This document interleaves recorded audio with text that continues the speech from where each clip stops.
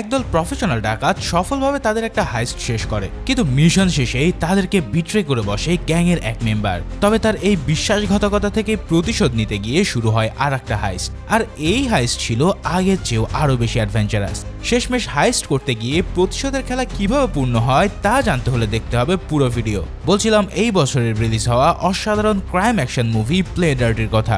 তো চলো আর প্যাচাল না বাড়িয়ে শুরু করা যাক আজকের মুভি এক্সপ্লেনেশন। মুভির শুরুতে আমরা ফিলি আর পার্কার নামের দুজন প্রফেশনাল ডাকাতকে দেখতে পাই। তারা স্ট্যান নামের তাদের আর এক সঙ্গীর সাথে কিছু একটা নিয়ে তর্ক করছিল। মূলত কিছুক্ষণ আগে তারা একটা হর্স রেসের মানি কাউন্টার রুম হাইজ্যাক করেছে। রেস থেকে যেই টাকা আসে তা এই রুমে এনে জমা করে রাখা হয়, আর তাদের সঙ্গী স্ট্যান সেই কাউন্টার রুমের সুপারভাইজারকে শুট করতে চেয়েছিল। তো তাকে কিছুক্ষণ ডাকাতির আদব কায়দা শিখিয়ে তারা আবারও সেই রুমে ফিরে আসে, যেখানে আগে থেকে তাদের অন্যান্য সঙ্গীরা সমস্ত স্টাফদের জিম্মি করে রেখেছিল। অতঃপর পার্কার কাউন্টার রুমের সুপারভাইজারের সাহায্যে ভল্টে থাকা সমস্ত টাকা হাতিয়ে নেয়। এদিকে এই কাউন্টার রুমেই এক এমপ্লয়ি তার ফ্যামিলিকে নিয়ে পাশের রাস্তা দিয়ে ড্রাইভ করে যাচ্ছিল। হঠাৎ সে কাউন্টার রুমের বাইরে দুটো অচেনা গাড়ি পার্ক করা অবস্থায় দেখে তার সন্দেহ হয়। সে গাড়ি থেকে নেমে রুমের পিছনের দরজা খুলে বুঝতে পারে যে এই জায়গায় একটা ডাকাতি চলছে। লোকটার স্ত্রী তাকে 911-এ ফোন করতে বললেও তার মনে অন্য প্ল্যান ছিল। সে গাড়ির ভিতর থেকে একটা পিস্তল হাতে নিয়ে ডাকাতদের বাইরে বেরিয়ে আসার জন্য অপেক্ষা করতে থাকে। এবার যেই না ডাকাতেরা বেরোয় ঠিক তখনই সে তাদের উপরে গুলি চালিয়ে দেয়। তাতে তাদের একজন সেখানেই উপরে চলে যায় এবং ফিলিও গুলি খেয়ে আহত হয়ে পড়ে। এই সুযোগে লোকটা দৌড়ে এসে একটা টাকার ব্যাগ নিয়ে পালাতে শুরু করে। এই কাণ্ড দেখে পার্কারও তার পিছু নিয়ে গুলি চালাতে থাকে, কিন্তু ততক্ষণে লোকটা তার গাড়ি স্টার্ট দিয়ে দিয়েছে। গাড়িতে নিজের স্ত্রী আর ছেলে থাকা সত্ত্বেও লোকটা তাদের সবার লাইফ রিস্কে ফেলে পালাতে যায়। এভাবে পালাতে গিয়ে সে আশেপাশের অনেক কিছুতে আঘাত করে পুরো লন্ডভন্ড করে দেয়। এই সময়টায় কিন্তু পাশের রেস ট্র্যাকে একটা হর্স রেস চলছিল। লোকটা পালাতে গিয়ে তার গাড়ি নিয়ে রেসের মাঝপথে ট্র্যাকে এসে পড়ে, যার ফলে পুরো রেসটাই তখন নষ্ট হয়ে যায় আর ঘোড়াগুলো খেয়ে হারিয়ে এদিক ওদিক দৌড়াতে শুরু করে। লোকটা আটকা পড়ে গিয়ে তার গাড়ি থেকে নেমে পার্কারকে গুলি করার জন্য রেডি হয়, কিন্তু পার্কার দূর থেকে তার মাথা বরাবর নিখুঁত হেডশট দিয়ে তাকে উপরে পাঠিয়ে দেয়। চলন্ত ঘোড়ার মাঝ দিয়েই তার এই নিখুঁত হেডশট দেখে বোঝা যাচ্ছিল যে সে কতটা স্কিল্ড একজন ডাকাত। যাক, লোকটাকে উপরে পাঠানোর পর পার্কার তার স্ত্রীর কাছ থেকে টাকার ব্যাগটা নিয়ে নেয়, কিন্তু লোকটার লোভের কারণে তার পরিবারটাই শেষ হয়ে গেল ভেবে পার্কারের কিছুটা দুঃখ হয়। তাই সে তখন তার স্ত্রীকে $10,000 দিয়ে দেয়। এদিকে তার দুই সঙ্গী ফিলি আর জেন গাড়ি নিয়ে তাকে রেস ট্র্যাক থেকে পিক আপ করতে এসেছিল। টাকার ব্যাগটা উদ্ধার করার পর পার্কার তাদের সাথে নিজেদের আস্তানায় ফিরে আসে। ফিলির কাঁধে গুলি লাগায় সবাই মিলে তাকে ট্রিটমেন্ট করে, আর বাকিরাও তাদের নিজ নিজ শেয়ার অনুযায়ী টাকা ভাগাভাগি নিয়ে আলাপ শুরু করতে থাকে। এরই মধ্যে হঠাৎ তাদের আর এক পার্টনার জেন নিজের পোশাক আশাক খুলে অর্ধনগ্ন হতে শুরু করে। সবাই যখন বেশ অবাক দৃষ্টিতে তার দিকে তাকিয়েছিল, হঠাৎ সে নিজের জামার ভিতর থেকে পিস্তল বের করে নেয়। তারপর কিছু বুঝে ওঠার আগেই একের পর এক সবাইকে জখম করতে থাকে। এই শুট আউটের মধ্যে পার্কারের প্রিয় পার্টনার ফিলিও মারা যায়, কিন্তু পার্কার আহত অবস্থাতেই দ্রুত টেবিলের উপর থেকে একটা পিস্তল তুলে নিয়ে জানলা দিয়ে বাইরে লাফিয়ে পড়ে। এরপর সে জেনের উপরে গুলি চালানোর চেষ্টা করলেও আহত অবস্থায় তার হাত ঠিকঠাক কাজ করে না, ফলে কাঁধে আর একটা গুলি লাগার পর সে নিচে নদীতে পড়ে যায়। অন্যদিকে জেন তার লুট করা পুরো টাকাটা নিয়ে পালিয়ে যেতে সক্ষম হয়। এদিকে পরের সিনে আমরা কেনকেইড নামে একটা ব্যক্তিকে দেখতে পাই যে তার বস মিস্টার লজেনের সাথে তার অফিসে দেখা করে। সে তাকে জানায় যে রেস ট্র্যাকে ঘটে যাওয়া ডাকাতির পিছনে জড়িত থাকা ব্যক্তিদের মধ্যে পার্কারের নাম উঠে এসেছে। এই কথা শুনে লজিনি কেমন যেন চমকে ওঠে আর নিজেই ব্যাপারটা খতিয়ে দেখার জন্য রেডি হয়। তবে কিনকেইড তাকে প্রতিশ্রুতি দেয় যে সে একাই ব্যাপারটা হ্যান্ডেল করতে পারবে। এখন এদের সাথে পার্কারের ঠিক কী কানেকশন রয়েছে তা আমরা একটু পরেই জানতে পারবো। অন্যদিকে পার্কার গুলি খেয়ে নদীতে পড়ে গেলেও সে কোনোভাবে সাঁতরে উঠতে আসতে সক্ষম হয়েছিল। তারপর সেই অবস্থাতে হসপিটালে গিয়ে ট্রিটমেন্ট নেওয়ার পর সে একটা হোটেলে ওঠে।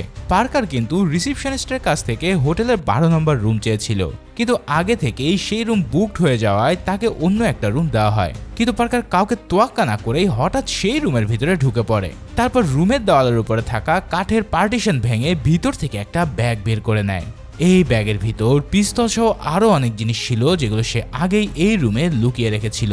তো এই ব্যাগটা বের করার পর সে রিসিপশনিস্টকে হোটেলের বিল সহ দেওয়ালের রিপেয়ার কস্ট মিটিয়ে দিয়ে সেখান থেকে বিদায় নেয়। এরপর সে দেখা করতে চায় ফিলের স্ত্রী গ্রেসের সাথে। গ্রেস তাকে ফিলের কথা জিজ্ঞেস করলে তার মুখ দেখেই সে বুঝে যায় ফিল আর এই পৃথিবীতে নেই। স্বামীর মৃত্যুতে গ্রেস ভীষণ স্যাড হয়ে পড়ে। তখন পার্কার তাকে জানায় ফিলি তার গ্যাংয়ের জেন নামের একটা মেয়েকে নিয়ে এসেছিল, আর সেই জেনই তাকে সবার সাথে চিট করে মেরে ফেলেছে। এখন পার্কার তাকে খোঁজার জন্য গ্রেসের কাছে হেল্প চায়। তখন গ্রেস তাকে র্যাজি রাইলি নামের এক ব্যক্তির খোঁজ দেয়, যার কাছ থেকে জেনের ব্যাপারে সব খবরাখবর পাওয়া যাবে। এরপর সে পার্কারের কাছ থেকে তার স্বামীর মৃত্যুর প্রতিশোধ নেওয়ার জন্য প্রমিস আদায় করে। পার্কারও তাকে প্রতিশ্রুতি দেয় যে বন্ধু ফিলির এই মৃত্যুর প্রতিশোধ সে নিয়েই ছাড়বে। এরপর সে অ্যালান গ্রুফিল্ড নামের তার এক পুরাতন বন্ধুর সাথে যোগাযোগ করে তার কাছ থেকে রজি রাইলির অ্যাড্রেসটা আদায় করে নেয়। এদিকে র্যাজি কিন্তু বেশ শৌখিন আর বড় লোক ছিল। প্রতিদিনকার মতোই সে যখন নিজের দামি গাড়িতে চড়তে যায় তখন ড্রাইভারের সিট থেকে তার দিকে পিস্তল তাক করে বসে পার্কার। তাকে দেখেই র্যাজি জিজ্ঞেস করে যে তার গাড়ির ড্রাইভার জিমি কোথায়, কারণ জিমির মতো এত হাই স্কিল ব্যক্তিকে কবজা করে এই গাড়ি ছিনতাই করা এতটা সহজ নয়। কিন্তু পার্কার তো আর যে সে লোক নয়। সে র্যাজির কাছ থেকে জেনের ব্যাপারে জানতে চায়। তবে র্যাজি তাকে কিছু না বলতে চাইলে তখন সে তার ড্রিঙ্কের গ্লাসগুলোতে শুট করে। এভাবে ভয়ের চোটে সে জানায় জেন এই শহরেরই একটা আন্ডার কনস্ট্রাকশন বিল্ডিংয়ে আছে। এই জেন একসময় তার দেশ লা পাজের কমান্ডো দলের ডেথ স্কোয়াডের একজন সদস্য ছিল, তাই যে কোনো ধরনের কমব্যাটে তাকে টেক্কা দেওয়া একেবারে সহজ বিষয় নয়। এদিকে পার্কার কিন্তু বুঝে যায় যে তাদেরকে বেশ কিছুক্ষণ ধরে ফলো করা হচ্ছে, কারণ তাদের পিছনের কয়েকটা গাড়িকে অনেকক্ষণ ধরে তাদের সাথে তাল মিলিয়ে চলতে দেখা যায়। এই ব্যাপারটা র্যাজিকে জানাতেই সে ভয় পেয়ে তাকে কিছু একটা করতে বলে।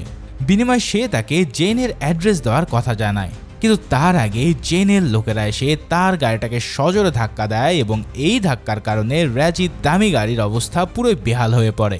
র্যাজি আর পার্কার দুজনকে দেখে মনে হচ্ছিল যে এই অ্যাক্সিডেন্টে তারা উপরে চলে গেছে, কিন্তু অ্যাটাকারদের একজন সামনে আসতে পার্কার তাকে গুলি করে উপরে পাঠিয়ে দেয়। এদিকে বাকিরা তখন গাড়ির দিকে লক্ষ্য করে অনবরত গুলি চালাতে থাকে এবং তাতে বেচারা রাজির পুরো ভবলীলা সাঙ্গ হয়ে পড়ে। কিন্তু পার্কার খুবই চতুরতার সাথে কাভার নিয়ে একে একে অ্যাটাকারদেরকে শেষ করে দেয়। এরপর সে গাড়ির ভিতরে রাখা ড্রাইভার জিমিকেও মুক্ত করে।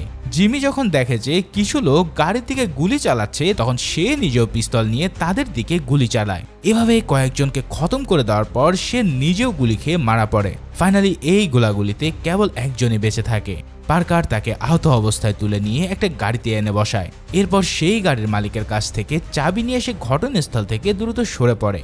অন্যদিকে জেনকে এবার আমরা বস্কো নামের এক লোকের সাথে দেখতে পাই, যার কাছ থেকে জেন কোনো একটা প্ল্যানের ব্যাপারে জানতে চাইছিল।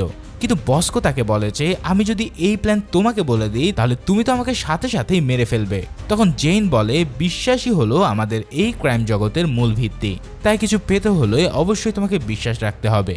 মানে কতটা আইরনি আছে তার কথায় একবার চিন্তা করো। আসলে সে নিজে কিন্তু বিশ্বাসঘাতকতা করে পুরো একটা গ্যাংকেই মেরে এসেছে। ভিডিওর এই পর্যায়ে তোমাদেরকে পরিচয় করিয়ে দিচ্ছি এমন এক অ্যাপের সাথে যেখানে রয়েছে একটু আলাদা এক্সাইটমেন্ট, তবে সেই এক্সাইটমেন্ট হোক আরো বেশি স্মার্ট আর সেফ। এখানে খেলাটা এনজয় করার পাশাপাশি তোমার অনুমানও থাকবে গেমের অংশ। এই অ্যাপের সবকিছু সহজ, ঝামেলাহীন এবং সেফ ভাবে করা হয়েছে, তাই শুধু ম্যাচ উপভোগ করো আর অনুমান করে গেম খেলে যাচাই করো তোমার অনুমান কতটা শক্তিশালী। এছাড়াও এখানে লেনদেন করতে পারবে বিকাশ, নগদ এবং রকেট দিয়েই। চিন্তা করো তো, যদি তোমার একটা সঠিক অনুমান তোমাকে বাড়তি আনন্দ দেয় তাহলে গেমটাই লাগবে আরও বেশি রোমাঞ্চকর। তাই যারা আগ্রহী তারা পিন কমেন্টের লিঙ্ক থেকে আমার প্রোমো কোড ব্যবহার করে রেজিস্ট্রেশন করো আর পেতে থাকো দারুণ সব চমক। যাই হোক, জেন যখন বস্কোকে নিয়ে বিজি ছিল তখন হঠাৎ তার সামনে হাজির হয় পার্কার। সে তার দিকে পিস্তল তাক করে সব টাকা ফেরত চাইলে জেন জানায় যে এই টাকা সে খরচ করে ফেলেছে। এদিকে বস্কো কিন্তু বারবার পাশ থেকে তার সাথে কথা বলার চেষ্টা করছিল। এখন কথা বলার ভান করে হঠাৎ সে কোটের পকেট থেকে পিস্তল বার করতে যায়, আর এটা দেখে পার্কার তাকে গুলি করে খতম করে। এখন এই কাণ্ড দেখে তো জেন পুরো পাগল হয়ে পড়ে, কেননা এই বস্কোকে তার জীবিত দরকার ছিল। তার সামনে এমন একটা মিশন রয়েছে যার জন্য সে পুরো $4 লাখ খরচ করে ফেলেছে। অর্থাৎ পার্কারকে ধোকা দিয়ে যেই টাকা সে নিয়ে এসেছিল তা সে এই মিশনে খরচ করেছে। এখন মিশনটা যে কি তা বলার আগেই হঠাৎ বস্কো উঠে গিয়ে আবারও তাদের দিকে গুলি চালায়। মানে সে এতক্ষণ স্রেফ মৃতর ভান করে ফ্লোরে ছিল, এবার পার্কার গুলি চালিয়ে তার মৃত্যু একেবারে নিশ্চিত করে। তারপর সে জেনের কাছ থেকে জানতে চায় যে কি এমন মিশন রয়েছে যার জন্য সে পুরো টাকা খরচ করে ফেলেছে। তখন জেন প্রথমে তাকে একটা ব্যাংক ডাকাতির কথা বলে, কিন্তু পার্কার বুঝে যায় যে সে মিথ্যে বলছে। এভাবে 2বার মিথ্যা বলার পরেও পার্কারের শার্প মাইন্ড তার মিথ্যা ধরে ফেলে। অবশেষে সে লাস্ট চান্স জেলে জেন তার কাছে সত্য প্ল্যানটা খুলে জানায়। মূলত জেনের যে হোম কান্ট্রি অর্থাৎ লা পাজে তাদের সাগরের উপকূলে একটা গুপ্তধনের সন্ধান পেয়েছে। অনেক বছর আগে এখানে একটা জাহাজ ডুবে গিয়েছিল, আর এই জাহাজে প্রায় 1 বিলিয়নেরও বেশি মূল্যের গুপ্তধন রয়েছে, যা তাদের পুরো দেশে জিডিপির চাইতেও বেশি। কিন্তু তাদের দুর্নীতিবাজ প্রেসিডেন্ট ইগনাসিও এই গুপ্তধনগুলোকে দেশের কাজে না লাগিয়ে নিজের পকেটে পুরতে চায়। এর জন্য সে গুপ্তধন উদ্ধার করার পর সেগুলোকে নিউ ইয়র্ক সিটির জাতিসংঘের সদর দপ্তরে ডিসপ্লে করতে চায়। তারপর তার প্ল্যান হলো যে এই গুপ্তধনগুলোকে সে নিজের ভাড়া করা কিছু চোরদেরকে দিয়ে চুরি করানোর একটা নাটক করবে। এরপর তাদেরকে কিছু অল্প শেয়ার দিয়ে বাকিটা সে নিজের পকেটে ঢুকিয়ে নেবে। এখন এর জন্য তারা যে লোকাল চোর গ্যাংকে হায়ার করেছিল তার নাম হলো দ্য আউটফিট, আর জেন এবং তার কিছু সঙ্গী মিলে এই গুপ্তধনগুলোকে উদ্ধার করতে চাইছে। তো জেন পার্কারকে এই মিশনে তার পার্টনার হওয়ার প্রস্তাব দেয়, আর পার্কারও প্রতিশোধের নেশা ছেড়ে এই মিশন একসেপ্ট করে ফেলে। এরপর সে তার বন্ধুকে সাথে নিয়ে জেনের বসের সাথে দেখা করে। এই বস হলো জেনের নিজের দেশেরই এক কর্নেল, যার নাম কর্নেল আর্টিজ। মূলত তারা তাদের প্রেসিডেন্টের প্ল্যান বানচাল করে সমস্ত গুপ্তধন দেশের স্বার্থেই ব্যবহার করতে চাইছে। সব শুনে পার্কার এই মিশনে তাদের সঙ্গ দেওয়ার জন্য 30% শেয়ার চায়। প্রথমে আর্টিজ রাজি না হলেও জেন তাকে বুঝিয়ে সুঝিয়ে রাজি করে, কারণ এই ধরনের কাজে পার্কারের মতন প্রফেশনাল ডাকাতের কোনো বিকল্প নেই। এদিকে আর্টিজের প্ল্যান ছিল যে তারা ইউএনও বিল্ডিং এর সামনে থেকেই এই গুপ্তধনগুলোকে চুরি করবে, কিন্তু পার্কার জানায় এই বিল্ডিং সারা পৃথিবীর মধ্যে সবচেয়ে হাইলি প্রোটেক্টেড বিল্ডিং, তাই এখান থেকে কিছু চুরি করতে যাওয়া মানে বাঘের গুহায় ঝাঁপ দেওয়া। তার চাইতে বরং যেই গ্যাংরা প্রেসিডেন্টের কথায় গুপ্তধন চুরি করার ভান করবে তাদের থেকেই এগুলো ছিনিয়ে নেওয়া হবে অপেক্ষাকৃত সহজ কাজ, মানে সোজা কথায় চোরের উপরে বাটপাড়ি আর কি। তো তাদের এই মিটিং শেষ হওয়ার পর গ্রুপফিল্ড পার্কারের কাছে জানতে চায় যে কেন গ্যাংয়ের গুপ্তধন সে চুরি করতে যাচ্ছে। জবাবে পার্কারের মুখে দ্য আউটফিট নামটা শুনেই সে ভীষণ চমকে ওঠে। এরপরেই আমরা জানতে পারি কিছুক্ষণ আগে যে লজিনিকে আমরা দেখেছি সে আসলে এই গ্যাংয়েরই বস, আর কিনকেডি হলো তার একজন অ্যাসোসিয়েট। তাদের সাথে যে পার্কারের একটা অতীত ইতিহাস রয়েছে তা তো তোমরা আগেই জেনেছো। গ্রুপফিল্ডও তার মুখ থেকে আউটফিটের নাম শুনে বিশ্বাসই করতে পারে না যে পার্কার আবারও লজিনির সাথে ঝামেলায় জড়াতে যাচ্ছে। যাই হোক, পার্কার তাকে লজিনির অ্যাসিস্ট্যান্ট কিনকেডের উপরে নজর রাখতে বলে। অন্যদিকে সে নিজে জেনকে সাথে নিয়ে বস্কোর বয়ফ্রেন্ডের সাথে দেখা করতে যায়। হ্যাঁ, ঠিকই শুনেছ, বস্কো আসলে একজন সমকামী ছিল। যাই হোক, জেনকে নিয়ে সেই বয়ফ্রেন্ডের নাইট ক্লাবে যাওয়ার পর জেন নিজের লোকটার সাথে দেখা করতে চায়, কিন্তু পার্কার তাকে বলে যে সে তাকে একেবারে ট্রাস্ট করে না। তাই পার্কার নিজেই তার সাথে ক্লাবে ঢোকে। প্রথমে জেন তার মেইলি ট্রিক খাটিয়ে বস্কোর বয়ফ্রেন্ডের সাথে ভাব জমানোর চেষ্টা করে, কিন্তু তাতে কাজ না হলে পার্কার সরাসরি জানিয়ে দেয় যে বস্কো ইতিমধ্যে উপরে চলে গেছে। তার মুখ থেকে এই কথা শোনা মাত্রই লোকটা হঠাৎ গলা ছেড়ে হাউমাউ করে কাঁদতে থাকে। এই অবস্থাতেই জেন তাকে জিজ্ঞেস করে যে বস্কোর কাছে থাকা প্ল্যানগুলো কোথায় আছে। লোকটা জানায় এই প্ল্যানগুলো উপরের তলায় মিস্টার বুলিয়ারের কাছে আছে।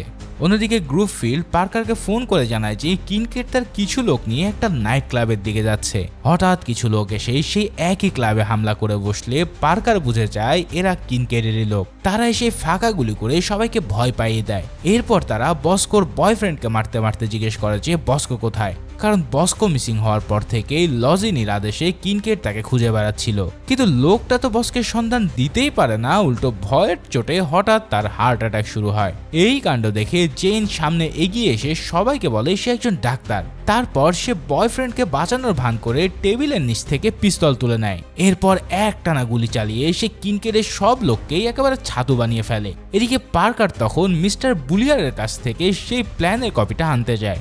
উপরতলায় উঠেই সে বুঝতে পারে বুলিয়ার আসলে একটা এলিফ্যান্ট ডল। বিছানা ঠিক এমনই একটা পুতুলকে পড়ে থাকতে দেখে সে পুতুলটা ছিঁড়ে ফেলে, কিন্তু তার ভিতরে প্ল্যানের কপি খুঁজে পাওয়া যায় না। তবে পাশে থাকা একটা আলমারির ভিতরে আরো কিছু এলিফ্যান্ট ডল রাখা ছিল। তাদের মধ্যে থেকে একটা পুতুলের ভিতরে সেই ডকুমেন্টসগুলো খুঁজে পাওয়া যায়। অন্যদিকে কিনকেড তার লোকদের পাঠিয়ে নিজের ক্লাবের বাইরে গাড়িতে বসেছিল।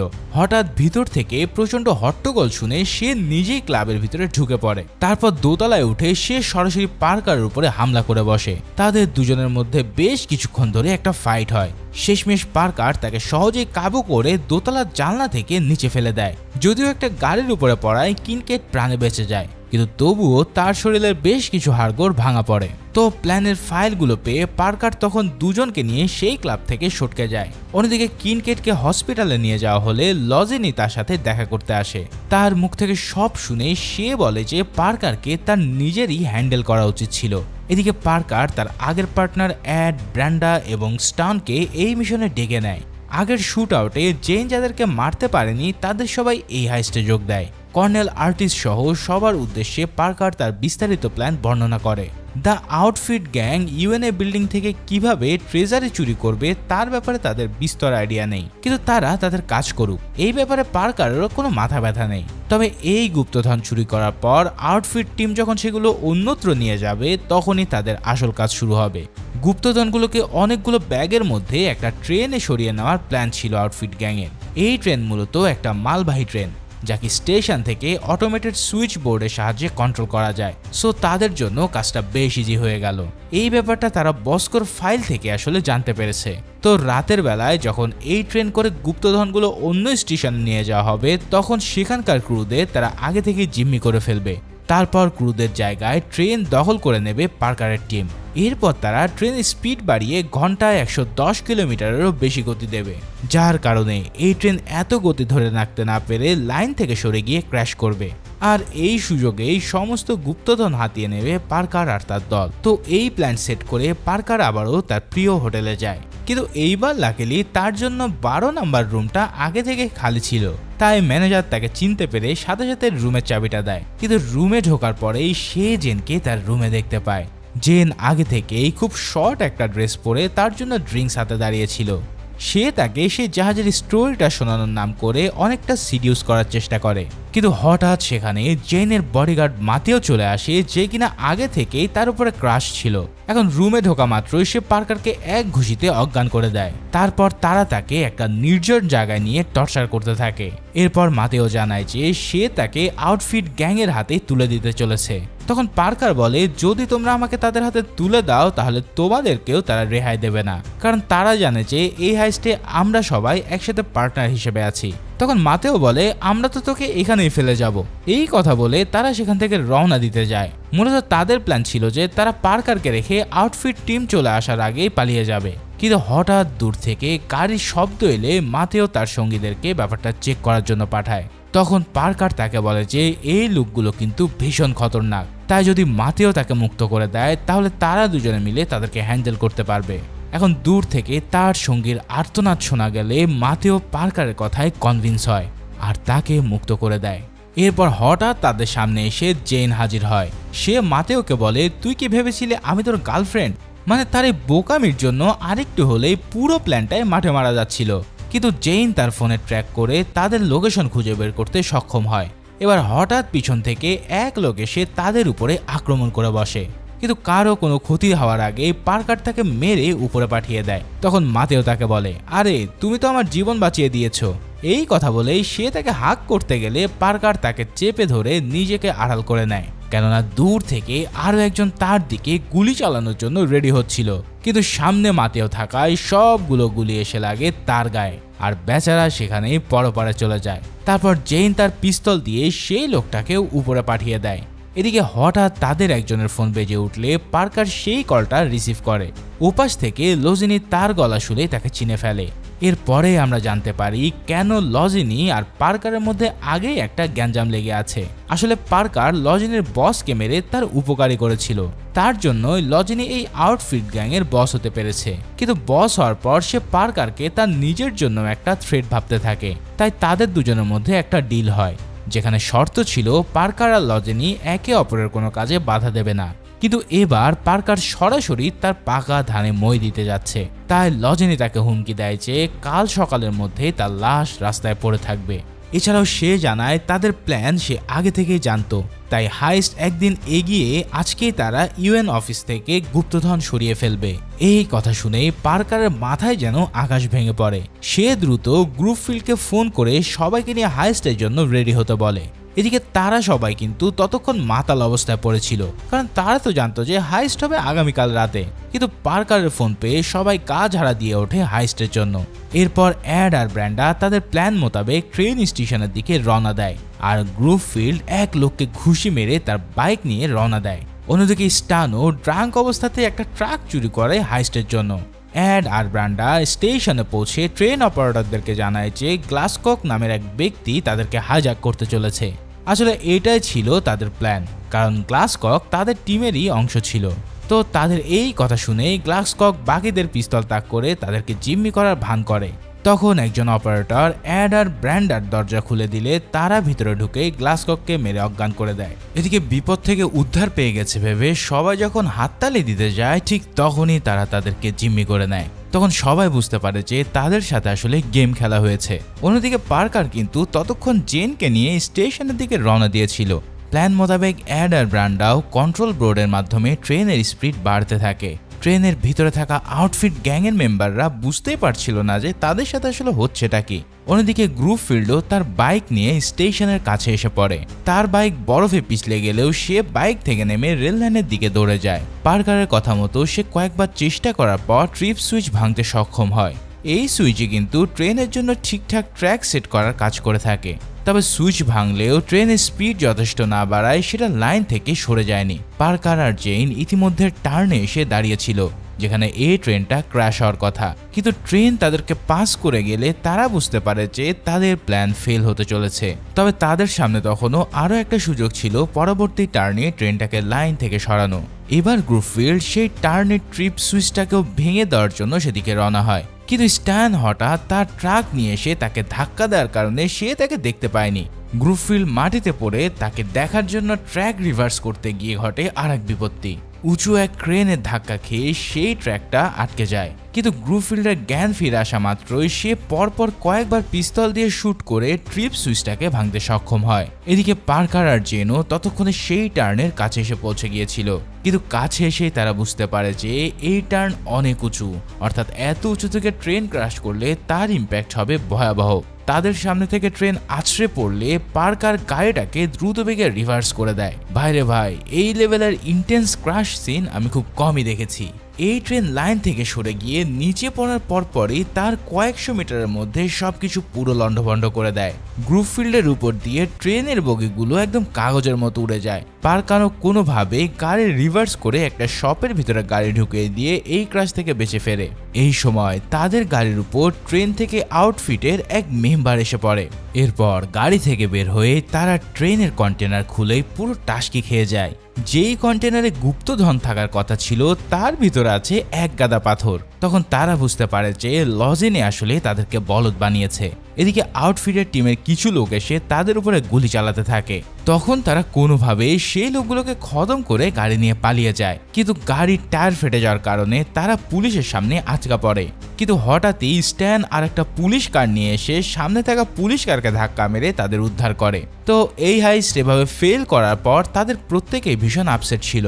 জেন নিজেও তার ব্যাগপত্র গুছিয়ে বাড়ির পথে রওনা দেওয়ার জন্য রেডি হয়। তবে পার্কার সবাইকে থামিয়ে তাদেরকে জানায় যে তার মাথায় একটা আইডিয়া আছে। সে জানায় যে জাহাজ থেকে গুপ্তধন উদ্ধার করা হয়েছিল তার সামনে একটা মূর্তি অ্যাটাচ অবস্থায় ছিল। দ্য লেডি অফ আরেনচিনো নামের ঐতিহাসিক এই মূর্তির দাম প্রায় $500 মিলিয়ন বেশি। যেহেতু সমস্ত জুয়েলারি এতক্ষণে বিভিন্ন বায়ারদের কাছে বিক্রি হয়ে গেছে, তাই এই একটা সিঙ্গেল জিনিস এখনো সবচেয়ে দামি। তাই যদি কোনোভাবে এটাকে হাত করা যায় তাহলে অন্তত অর্ধেক টাকা তারা পাবে। কিন্তু এর জন্য কে এই মূর্তিটাকে কিনবে তা তাদের জানা দরকার। আর এই ইনফরমেশন তারা পাবে লজিনির অ্যাসিস্ট্যান্ট কিনকেটের কাছে। তার কাছ থেকে ব্যাপারটা জানার জন্য পার্কার ছোট্ট একটা নাটক সাজায়। সে গ্রুফিল্ডকে মাস্ক পরিয়ে সে হসপিটালের ছাদে পাঠায় যেখানে কিনকেট ভর্তি ছিল।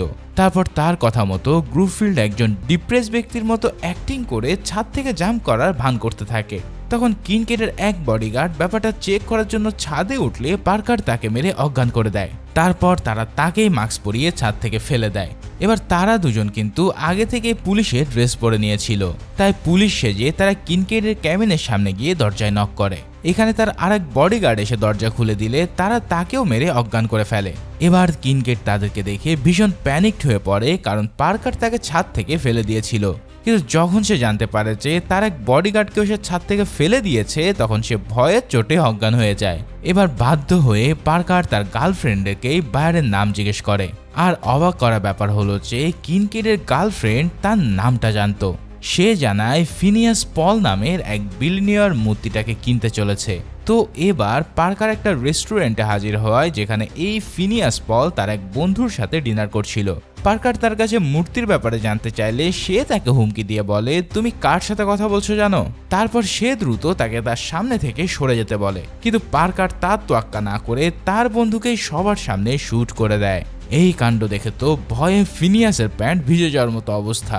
পার্কার থেকে জিম্মি করে একটা ভ্যানে তুলে নেয় যেখানে আগে থেকেই তার পুরো গ্যাং তার জন্য অপেক্ষা করছিল।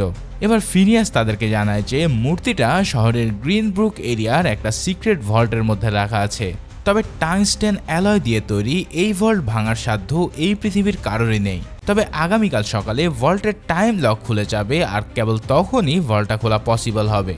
সো যা করার তাদেরকে কাল সকালের মধ্যেই করতে হবে। ফিনিয়াসের কাছ থেকে সব ইনফরমেশন পাওয়ার পর তারা তাকে একটা গোপন আস্তানায় আটকে রাখে। সেখানে তাকে পাহারা দেওয়ার জন্য পাহারাদার হিসেবে স্ট্যানকে রাখা হয়।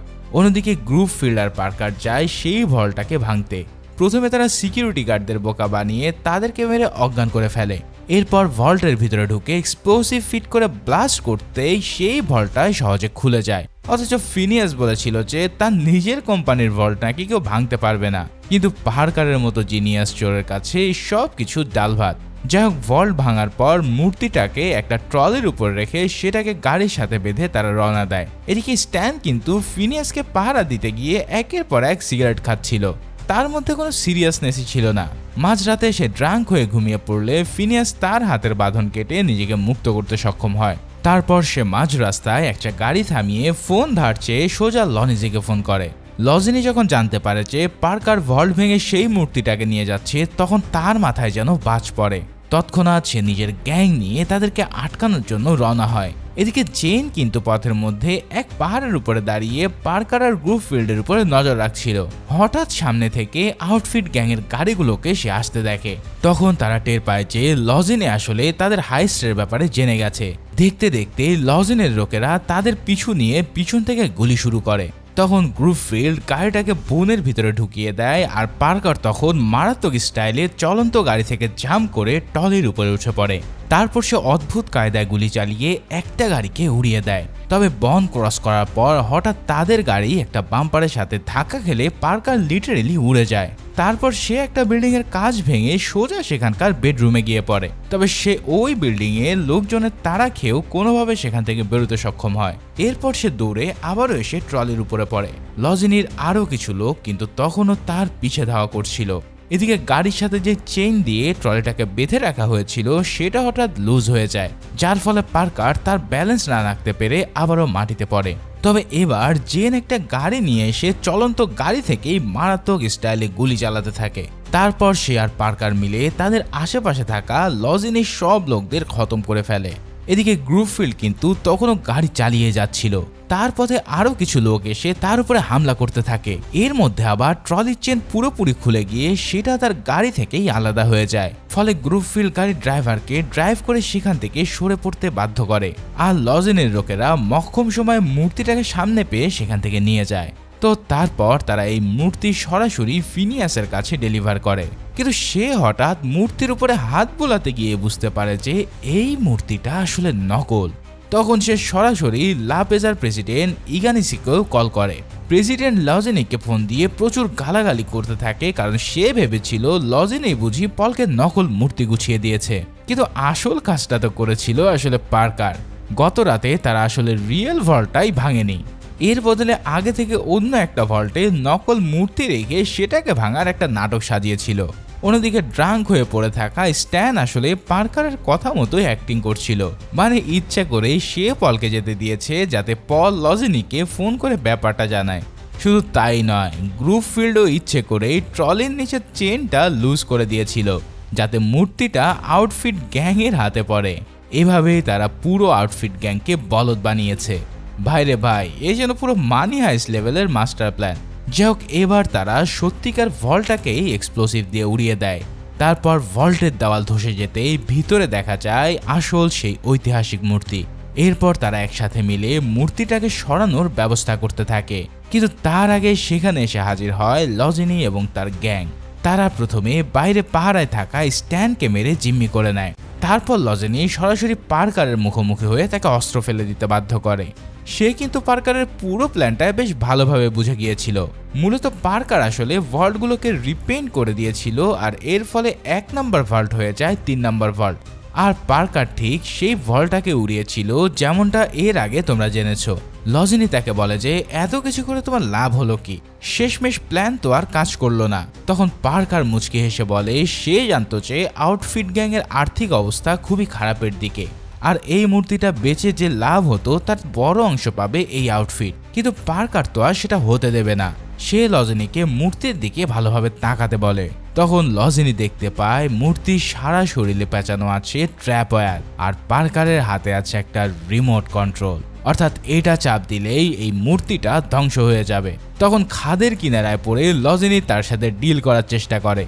এরই মধ্যে আবার বাইরে থেকে গোলাগুলির শব্দ শোনা গেলে সে বলে হয়তো আমার লোকেরা তোমার ক্রুদের উপরে পাঠিয়ে দিয়েছে। কিন্তু পার্কার হেসে জানায় যে লজেনির গ্যাংই বরং প্রেসিডেন্টের গার্ডদের হাতে মরতে চলেছে, কারণ এখানে আসার আগে সে প্রেসিডেন্টকে ইনফরমেশন পাঠিয়েছিল। এখন এখানে সে ব্যাপারটাকে এমনভাবে রিপ্রেজেন্ট করেছে যেন লজেনি তাকে ধোকা দিয়ে মূর্তি হাতিয়ে নিতে যাচ্ছে। আর এই কারণে প্রেসিডেন্টের গার্ডরা পুরো আউটফিট টিমকেই খতম করে দিতে থাকে। তবে তার আগে কিন্তু স্ট্যান, জেন আর গ্রুফিল্ডের সাহায্যে তার হাত থেকে পালিয়ে যায়। সো দুদিক থেকে প্যাচে পড়ে যাওয়া লজেনি এবার আর কোনো উপায় না পেয়ে পার্কারের সাথে ডিল করার চেষ্টা করে, কিন্তু পার্কার তার কথায় পাত্তা না দিয়ে রিমোটের বাটন চিপে দেয়। ফলে সাথে সাথে বিস্ফোরণে চারিদিকে ছিন্ন ভিন্ন হয়ে পড়ে $500 মিলিয়ন আসল মূর্তি। এই দৃশ্য দেখে লজেনির বডিগার্ড তাকে আক্রমণ করতে গেলে পার্কার সহজেই তাদেরকে উপরে পাঠিয়ে দেয়। আর লজেনিকে সে বলে তুমি বলেছিলে না একটা পুরো মাফিয়া অর্গানাইজেশনকে খতম করা যায় না, কিন্তু এই দেখো আমি কিভাবে অসম্ভবকে সম্ভব করলাম। তারপর সে লজেনিকেও খতম করে দিয়ে অনেক দিনের পুরাতন হিসাব চুকিয়ে নেয়। সর্বশেষ প্রেসিডেন্টের গার্ড আসার আগেই তারা একসাথে সেখান থেকে পালিয়ে যায়। এবার এই মিশন থেকে কোনো আর্থিক লাভ না হলেও পার্কার কিন্তু মূর্তির গা থেকে দামি জুয়েলারিগুলো আগেই খুলে নিয়েছিল, আর সেগুলোর মূল্য কিন্তু প্রায় $2 থেকে $3 মিলিয়ন, যা সে নিজের সঙ্গীদের মধ্যে ভাগাভাগি করে দেয়। তারপর সে কিছুটা রিল্যাক্সড হওয়ার জন্য নিজের হোটেলের প্রিয় রুম 12 নম্বরে চলে যায়, আর যেখানে আগে থেকেই বসা ছিল জেন। টিভি স্ক্রিনে তারা দেখতে পায় যে সমস্ত গোপন ইনফরমেশন অনুসারে লা প্রেজের প্রেসিডেন্টের সব কুকীর্তি ফাঁস হয়ে গেছে, আর সমস্ত গুপ্তধন উদ্ধার করে দেশে ফেরানোর ব্যবস্থা করা হচ্ছে। পাশাপাশি দুর্নীতিবাজ প্রেসিডেন্টকে সরিয়ে দেশের নতুন প্রেসিডেন্ট হয় দেশপ্রেমিক কর্নেল আর্টিস। তো জেন বুঝতে পারে যে এই সব কিছু পার্কারের কারণে সম্ভব হয়েছে। তারপর সে পার্কারকে তার সাথে লা পেজে থাকার ইনভাইটেশন দেয়, কিন্তু পার্কার তাকে বলে যে রেস ট্র্যাকের ওই ঘটনা কিন্তু সে এখনো ভুলে যায়নি। সেদিন জেন তার সবচেয়ে প্রিয় বন্ধু ফিলিকে খুন করেছিল। তো তার কথা শুনেই জেন বুঝতে পারে যত সে তাকে প্রেমের ফাঁদে ফেলার চেষ্টা করুক না কেন পার্কারের হাত থেকে তার রেহাই নেই। আর পার্কারও তাকে শেষ ড্রিঙ্কটা সেরে নিতে বলে। তারপর সে যখন রুম থেকে বেরিয়ে আসে তখন একটা গান শটের শব্দ শোনা যায়। তার মানে যে কি ঘটেছে তা তো তোমরা বুঝতেই পারছো। ফাইনালি পার্কার জেনকে খতম করে দিয়ে ফিলের স্ত্রী গ্রেসকে দেওয়া প্রমিসও রক্ষা করে। তারপর সে তাকে ওই মূর্তির গা থেকে খুলে নেওয়া কিছু জুয়েলারি উপহার দেয়। তো এভাবেই সব কিছুই ভালো শেষ হওয়ার পর পার্কার গ্রুফিল্ডের সাথে নিউ ইয়ার সেলিব্রেট করতে থাকে। আর ফাইনালি এই অসাধারণ মুভিটাও এখানেই শেষ হয়।